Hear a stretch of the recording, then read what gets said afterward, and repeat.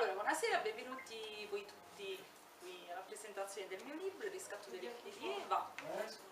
Sono molto contenta di presentarvi questa opera che è molto personale e molto autobiografica. È un libro che è stato praticamente partorito in quanto è coinciso in un periodo della mia vita molto particolare, molto duro, e la mia autoironia mi ha permesso di superare delle cose molto complicate e difficili, di periodi molto brutti e strani, tra cui il tradimento. Il riscatto delle figlie di Eva, perché questo titolo? Eva, la conoscete un po' tutti, è un nome preso in prestito dalla Bibbia, la prima donna. E purtroppo oggi si bestemmia molto questa donna, infatti si usa dire porca Eva e no porco Adamo. Perché?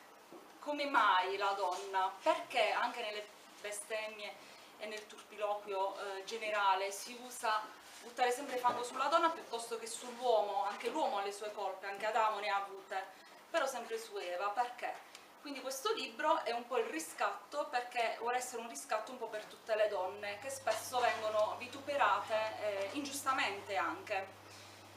È un libro quindi fortemente scorretto, nel senso che ha un punto di vista molto femminile sul rapporto uomo-donna, ed è un libro sicuramente dal linguaggio anche non pulito, insomma, scorretto anche questo.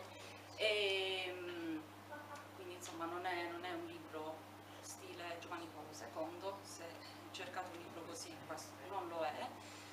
È un libro che dice la verità ed è un libro scritto da una donna per le donne e sicuramente può non piacere ai maschietti, proprio perché la verità viene sbattuta proprio in faccia. E infatti vi volevo leggere questo piccolo brano.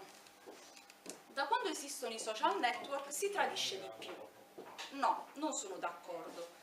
Sicuramente i social e l'utilizzo improprio di internet facilitano le connessioni e quindi anche eventuali tradimenti, ma tutto dipende da chi li utilizza e come.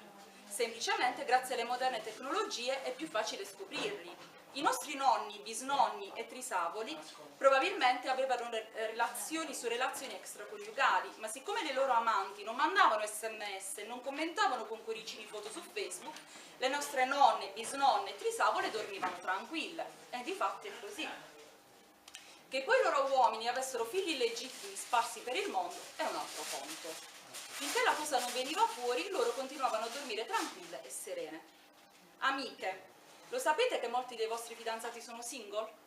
Che molti dei vostri mariti sono in procinto di separazione o addirittura separati in casa? No? Allora vi consiglio di stanarvi sui maggiori social dating creandovi un profilo falso.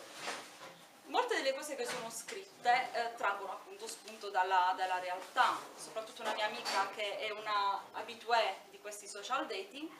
Lei per prima con mano ha toccato insomma queste situazioni dove molti uomini che lei conosceva erano tutti o in procinto di separarsi o separati in casa o single, e poi magari vedeva che avevano degli altri nomi, moglie, figli e quant'altro.